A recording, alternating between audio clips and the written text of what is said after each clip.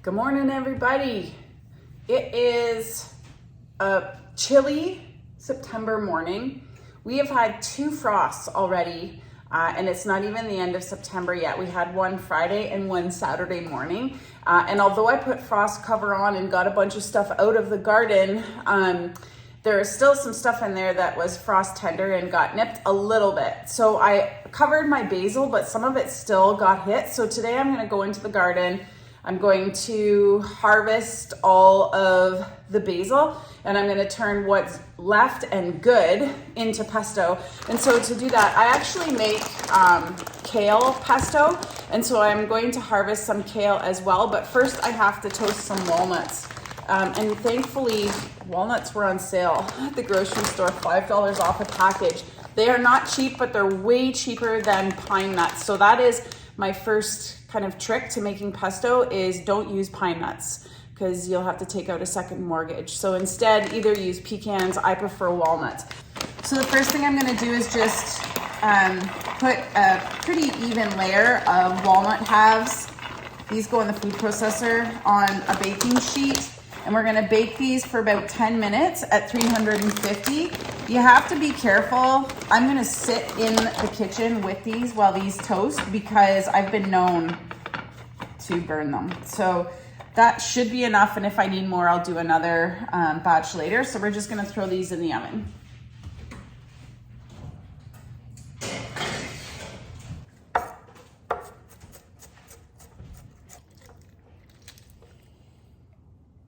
Right, I got my bowl. We're gonna go get some kale. And this is really the reason why I grow kale. I'm gonna go get some kale and what we can salvage of the basil before it rains. It's supposed to rain. Still got these tomatoes, I think were protected from the frost. So they still look pretty good, these little cherry tomatoes that I have left, but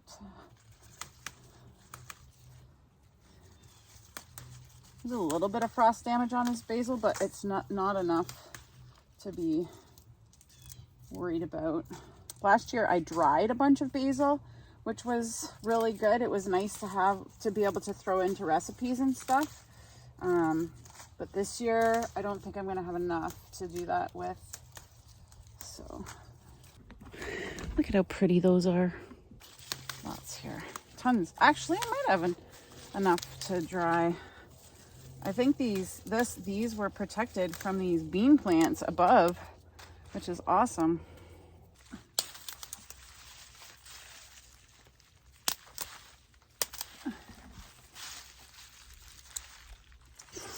Okay, that should be enough. I've got all my ingredients. I just went and harvested a whole bunch of kale. I got a whole bunch of basil. My recipe, I'll post the recipe in the description box below that I use, but I do add something and there's something that I don't put in. So to each batch, this is what the recipe calls for. I do things a little bit differently.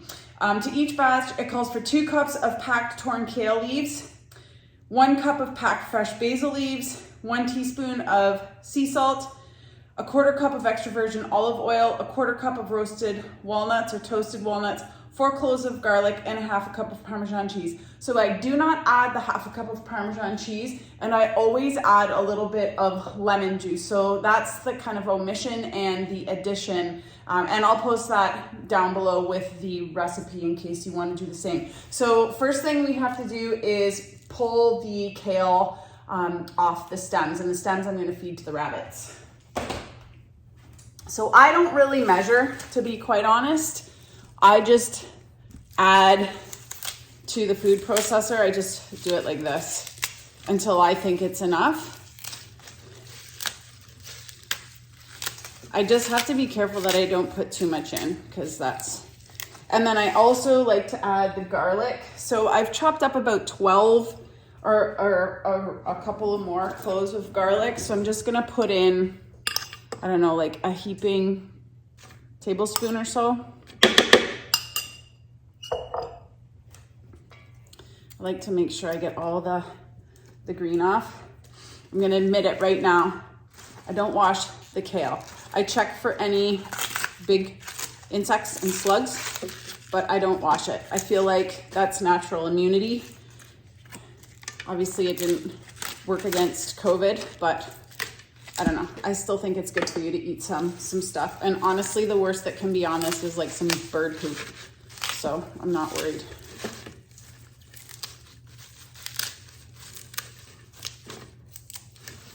Yeah, that's definitely more than 2 cups. Now I'm just gonna add a couple of handfuls of, I should have pulsed this first. A couple of handfuls of basil, some olive oil, I'm gonna put the lid on and pulse it.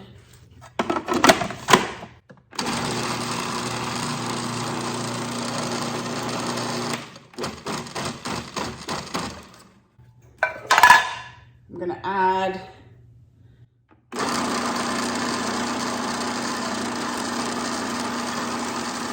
let's knock some of that down a little bit.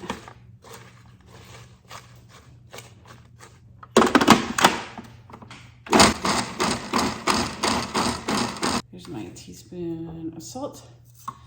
It calls for a 1/4 cup of toasted walnuts, but I always add probably closer to 1/2 cup because I like the flavor. I'm gonna just scrape down the sides.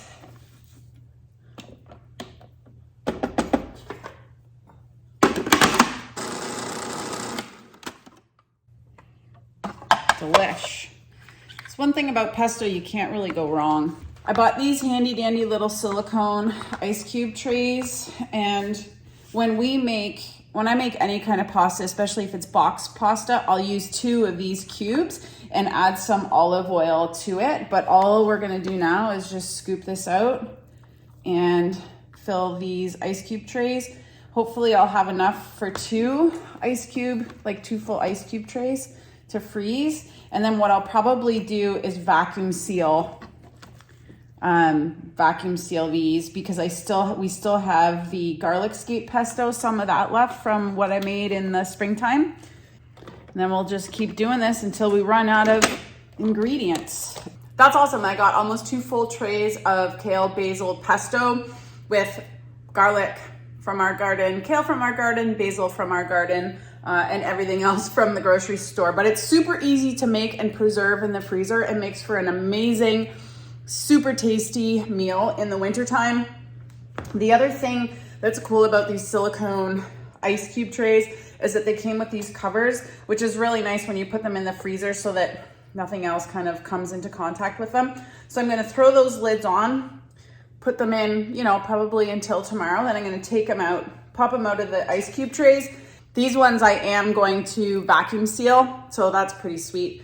I'm gonna vacuum seal so that I can use up the garlic scape pesto first, and that these will keep a little bit longer. And there's still some leftover basil and kale in the garden, so if we don't get another hard frost, I might make another batch of this in a couple of weeks before the garden is completely done. One thing I will say is that I did not add Parmesan cheese, like I said, but we add that when we eat it. You can add it right now. I just find that the flavor is better if you add it to the dish when you're about to make it. When I make this pesto in the wintertime, I also use the dehydrated cherry tomatoes that I made. I cut them up and top it, and it is so good. So anyways, I hope you're inspired to make some basil, whether you make just straight basil or the kale basil pesto that I make here. I find it stretches the volume and the flavor is amazing. Anyways, have a great day. Thanks for watching, and we'll see you next time.